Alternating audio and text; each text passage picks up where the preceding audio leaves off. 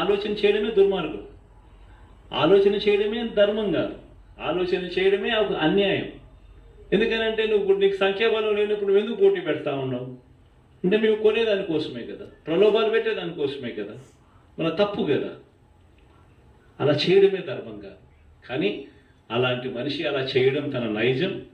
ఆ మనిషి తన అదే మాదిరిగానే చేసినా కూడా వైఎస్ఆర్ కాంగ్రెస్ పార్టీ కార్యకర్తలందరూ కూడా, నాయకులందరూ కూడా ఒక తాటి మీద గట్టిగా విలువలకు విశ్వసనీయతకు గట్టిగా నిలబడ్డారు కాబట్టి ఆయన తల వంచక తప్పలేదు.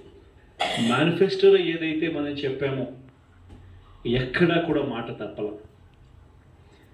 మేనిఫెస్టోను మొట్టమొదటిసారిగా చెత్తబుట్టలో వేసే పరిపాలన నుంచి మొట్టమొదటిసారిగా విశ్వసనీయత అన్న పదానికి అర్థం చెబుతూ మేనిఫెస్టోను ఒక బైబిల్గా, ఒక ఖురాన్గా, ఒక భగవద్గీతగా భావిస్తూ ఒక కొత్త నిర్వచనం చూపి